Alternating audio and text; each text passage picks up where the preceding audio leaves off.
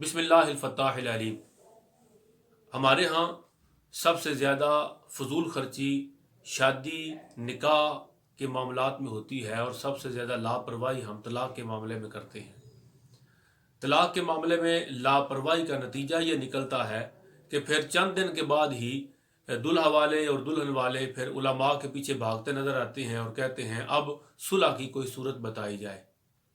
چاہیے تو یہ کہ نکاح کا معاملہ ہو یا خدا نخواستہ طلاق کا مسئلہ ہو، اس میں یہ دونوں کام کرنے سے پہلے علماء ذیشان سے رہنمائی لی جائے۔ میں آج کی اس گفتگو میں عرض کرنا چاہتا ہوں کہ اگر خدا نخواستہ نکاح کے بعد نبھا کی صورت نظر نہ آئے اور میاں بیوی دونوں سمجھیں کہ ہم اللہ اور اللہ کے رسول کی جو حدود ہے قائم کردہ رہنمائی ہے جو اللہ رسول کی طرف سے دی ہوئی، ہم ان احکامات پہ عمل نہیں کر سکتے، آپس میں انڈرسٹینڈنگ ہو ہی نہیں سکی اور طلاق دینی وہ ضروری ہو چکی ہے، اگر میاں بیوی یہ سمجھیں تو قرآن کریم فرماتا ہے کہ طلاق دینے سے پہلے زوجین کو چاہیے، خاص طور پر شوہر کو، کہ 6 کام کرے۔ میں ان 6 کاموں کی جو قرآنی رہنمائی ہے وہ آپ کی خدمت میں عرض کرنا چاہتا ہوں۔ اگر مرد یہ سوچنے لگ جائے کہ بیوی اچھی نہیں، میں نے طلاق دینی ہے، تو شریعت اس بات کو پسند نہیں کرتی۔ طلاق تو عمل ہی وہ ہے کہ جو جائز ہونے کے باوجود شریعت اسے پسند نہیں کرتی، یعنی یہ ناپسندیدہ عمل ہے۔ شریعت کا پسندیدہ عمل طلاق نہیں، جائز ہے مگر پسندیدہ نہیں۔ تو جس کام کو شریعت پسند نہیں کرتی اس کے معاملے میں احتیاط کی ضرورت ہے۔ وہ احتیاط کیا ہے؟ قرآن کریم نے فرمایا کہ طلاق سے پہلے 6 کام کرو۔ سب سے پہلا کام وہ سورۃ النساء آیت نمبر 19 کے اندر آیا، اور وہ حکم مرد کو دیا۔ اگر بندہ باہم دیکھے انڈرسٹینڈنگ نہیں ہو رہی تو شریعت نے پہلا آرڈر مرد کو دیا، پہلا کام مرد کے ذمہ لگایا۔ وہ کیا ہے؟ ارشاد ربانی ہے سورۃ النساء آیت نمبر 19، فَإِن كَرِهْتُمُوهُنَّ فَعَسَىٰ أَن تَكْرَهُوا شَيْئًا وَيَجْعَلَ اللَّهُ فِيهِ خَيْرًا كَثِيرًا۔ اور اگر وہ عورتیں تمہیں ناپسند ہوں تو کیا عجب ہے کہ ایک چیز عورتوں کی تمہیں ناپسند ہے، ایک بات ایک عادت تمہیں ناپسند ہے، تو کوئی دوسری خوبی اللہ نے اس کے اندر رکھ دی ہو، اور اللہ تعالیٰ بھلائیاں عطا فرمانے والا ہے، اور کسی دوسری خوبی کے اندر تمہارے لیے بھلائیاں زیادہ ہوں۔ مطلب اگر تمہیں عورت کی ایک خامی بہت بری لگ رہی ہے اور اس خامی ایک کی وجہ سے تم طلاق کا سوچ رہے ہو، تو قرآن کریم فرماتا ہے یہ عمل درست نہیں۔ پہلا سٹیپ یہ ہے کہ شوہر بیوی کی خامیوں کو نظر انداز کرے اور بیوی کی خوبیوں کی طرف متوجہ ہو۔ یہ مرد کی ذمہ داری ہے کہ اگر عورت میں ایک خامی ہے تو 2 خوبیاں بھی ہوں گی، اگر 2 خامیاں ہیں تو 50 خوبیاں ہوں گی۔ مرد کے اندر بھی تو خامیاں موجود ہیں، اور اس کی بیوی نے بھی تو شوہر کو خامیوں سمیت قبول کیا ہے۔ تو پہلا عمل اور پہلا طریقہ وہ شوہر کی ذمہ داری ہے کہ فوراً طلاق کا نہ سوچے، بلکہ پہلا کام یہ کرے کہ بیوی کے اندر خوبیاں تلاش کرے، جو خوبی ہے وہ ہائی لائٹ کرے، خوبیوں کی طرف توجہ رکھے اور خامیوں کو نظر انداز کرے۔ یہ پہلی ڈیوٹی ہے شوہر کی۔ پھر اسی گھر کو بنائے رکھنے میں، ازدواجی تعلقات کو قائم رکھنے میں اور نکاح کو سلامت رکھنے میں دوسری ذمہ داری اللہ نے عورت پر ڈالی۔ قرآن کریم نے ارشاد فرمایا کہ جب عورت یہ دیکھے کہ شوہر اس کی طرف توجہ نہیں کر رہا اور وہ شوہر کی توجہ کا مرکز نہیں بن پا رہی، شوہر اس کو نانفقہ نہیں دیتا، یا مارتا ہے، یا بد زبانی کرتا ہے، یا دوسری بیوی کی طرف توجہ زیادہ کرتا ہے، تو بیوی کو کہا طلاق لینے سے بہت بہتر یہ ہے کہ اپنا کوئی حق شوہر کے لیے معاف کر دے، اپنے حقوق میں شوہر کو رعایت دے۔ سورۃ النساء آیت نمبر 128، ان امرأۃ خافت من بعلها نشوزا، اگر عورت اپنے شوہر کی زیادتی یا بے رغبتی کا اندیشہ کرے تو ان پر کوئی گناہ نہیں کہ آپس میں صلح کر لیں، اور صلح خوب ہے، صلح کر لیں۔ کیا مطلب؟ مطلب یہ کہ بیوی اپنا حق معاف کرے۔ مثلا یہ اگر حق مار زیادہ مقرر کیا ہوا ہے تو اپنے شوہر کی توجہ حاصل کرنے کے لیے بیوی حق مار معاف کر دے، اور معاف نہیں کر سکتی تو اس میں کچھ کمی کر دے۔ اگر شوہر دوسری بیوی کے پاس جانا چاہتا ہے تو یہ اپنا حق معاف کر کے اپنی باری دوسری عورت کے لیے، شوہر کی توجہ اور خوشنودی کے لیے اور شوہر کو راضی رکھنے کے لیے یہ اپنا حق معاف کرے، اسے دوسری بیوی کے پاس جانے دے۔ اگر یہ خرچہ کرتی ہے زیادہ، اپنا خرچہ کم کر دے تاکہ شوہر پر بوجھ کم ہو اور اس کی توجہ بیوی کی طرف زیادہ ہو۔ الغرض بیوی اپنا حق معاف کرے شوہر کی توجہ حاصل کرنے کے لیے۔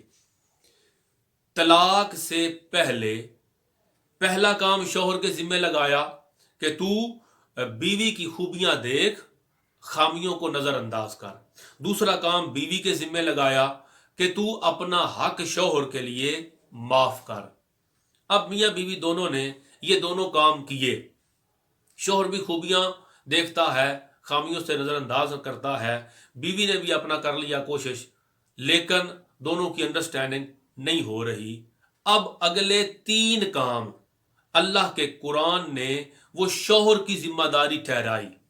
2 یہ ہو گئے، اور آنے والے 3 کام جو ہیں وہ اللہ کا قرآن ارشاد فرماتا ہے کہ مرد پھر 3 تدبیریں اختیار کرے بیوی کو اپنی طرف متوجہ کرنے کے لیے۔ 2 کام کر لیے مگر پھر بھی بیوی سدھر نہیں رہی، انڈرسٹینڈنگ نہیں ہو رہی، بیوی زیادہ تنگ کرتی ہے، بدزبانی کرتی ہے، شوہر کی بات نہیں مانتی، بچوں کا خیال نہیں رکھتی، گھر کا خیال نہیں رکھتی، الغرض نافرمانی کرتی ہے۔ اب شوہر کو کہا کہ تو 3 کام کر۔ یہ ہے سورۃ النساء آیت نمبر 34 اور 35۔ کیا کرے شوہر؟ قرآن کریم نے فرمایا کہ شوہر پہلی تدبیر یہ کرے کہ فَعِظُوهُنَّ، بیوی کو سمجھائے۔ کیا سمجھائے؟ اسے ابھی تک تو اس نے بیوی کو کچھ بھی نہیں کہا، بلکہ صرف اس نے بیوی کی خوبیاں دیکھیں، خامیوں کو نظر انداز کیا۔ اب بیوی کو بٹھا لے، کیونکہ اب اس کی توجہ طلاق کی طرف جا رہی ہے۔ اب شوہر طلاق کا سوچ رہا ہے، نافرمان ہے، میں اس کو طلاق دے دیتا ہوں۔ اللہ کا قرآن کہتا ہے ابھی طلاق نہ دے، ابھی 3 تدبیریں اختیار کر۔ پہلی تدبیر یہ، بیوی کو بٹھا، اس کو سمجھا کہ تو اپنی مرضی سے میرے نکاح میں آئی تھی، اتنے خاندان کے لوگ شامل ہوئے تھے، اب تیرا میرا جو تعلق ہے وہ 2 خاندانوں کا تعلق ہے، ہمارا بگاڑ 2 خاندانوں کو بگاڑے گا، اور تو میرے نکاح میں اپنی مرضی سے آئی ہے، میری نکاح میں آنے سے اب تیرے اوپر کچھ حقوق اور فرائض لازم ہو گئے ہیں، اب اپنے ذمہ داریوں کو پورا کر، ورنہ دنیا اور آخرت میں تیرے لیے نقصان ہوگا۔ اسے سمجھائے۔ اگر دیکھے کہ اس نے یہ کام کیا مگر بیوی سدھر نہیں رہی اور سمجھانے سے اسے کوئی اثر نہیں ہو رہا، تو پھر دوسری تدبیر اختیار کرے، وَاهْجُرُوهُنَّ فِي الْمَضَاجِعِ، اب بیوی سے وہ دوری اختیار کرے۔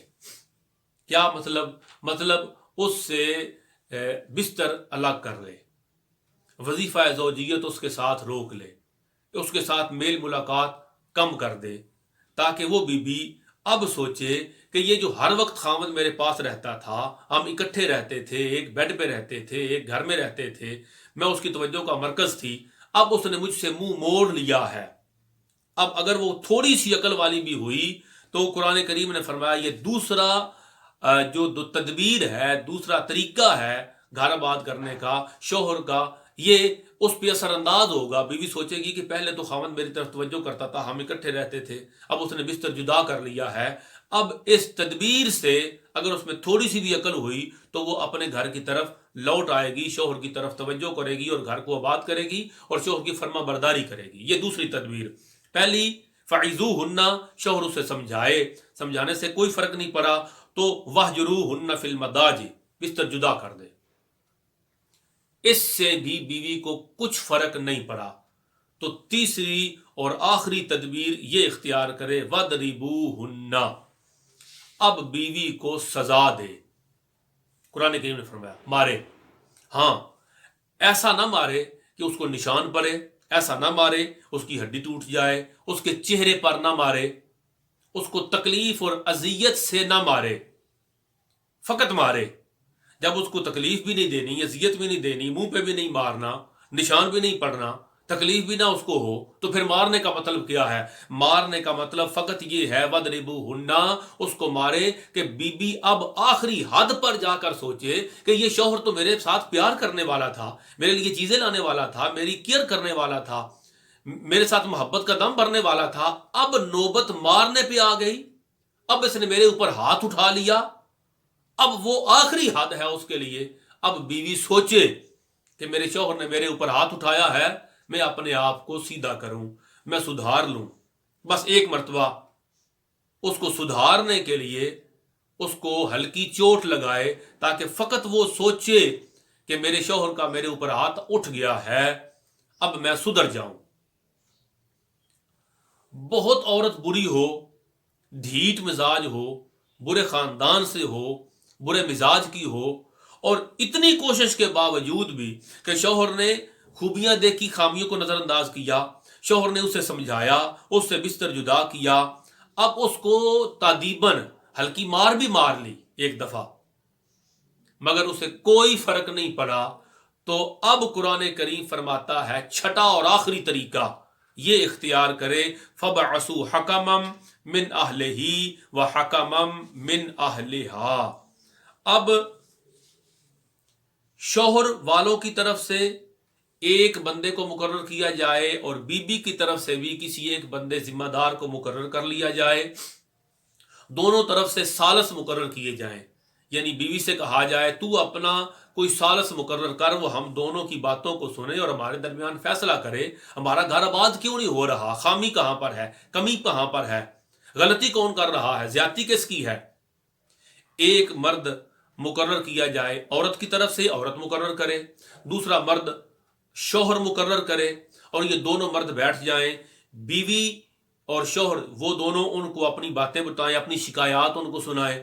جو متعلقہ لوگ ہیں وہ بیٹھ جائیں اور ان دو مردوں کو جو شوہر اور بیوی کی طرف سے مقرر کیے گئے ثالث ہیں، ان ثالثوں کو بات بتائی جائے، وہ ثالث دونوں کی بات سنیں اور اللہ کی رضا کے لیے حق پر، عدل پر فیصلہ کریں کہ شوہر کی غلطی ہو تو اسے بتائیں، بیوی کی غلطی ہو تو اسے بتائیں. گھر آباد کرنے کے لیے اب یہ دو مرد فیصلہ سنائیں. اب فیصلہ بھی سنا دیا، مگر اس کے باوجود بیوی پر کوئی اثر نہیں. مرد نے اپنے آپ کو سدھار لیا، بیوی اب اپنے آپ کو نہیں سدھار رہی. اور وہ جو دو گھر کے بڑے بیٹھے تھے جنہوں نے ثالث بن کے فیصلہ کیا تھا اور بتایا تھا کہ عورت کی تیری غلطی ہے، تو اپنے آپ کو یوں یوں یوں ٹھیک کر، مگر عورت نے ٹھیک نہیں کیا. تو 6 عمل مکمل ہو گئے. یہ اللہ کا قرآن ہے، سورۃ النساء ہے. اب جب اللہ کے قرآن کے بتائے ہوئے 6 طریقوں پر عمل کر لیا، بیوی کو کچھ فرق نہیں پڑا، اب قرآن کریم اجازت دیتا ہے شوہر کو کہ اپنی بیوی کو طلاق دے دے. طلاق سے پہلے 6 کام کرنے ضروری ہیں. نمبر 1، شوہر بیوی کی خوبیاں دیکھے، خامیاں نظر انداز کرے. نمبر 2، بیوی شوہر کی توجہ حاصل کرنے کے لیے اپنے کچھ حقوق معاف کرے. نمبر 3، فعظوہن، شوہر بیوی کو سمجھائے.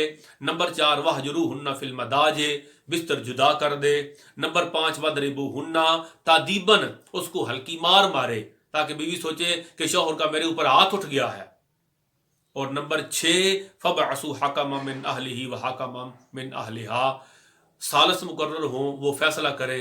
اگر کچھ فرق اس سے بھی نہیں پڑا، 6 عمل دہرا لیے، قرآن کے بتائے ہوئے 6 سٹیپ مکمل کر لیے، اب شریعت کہتی ہے کہ تو اپنی بیوی کو طلاق دے.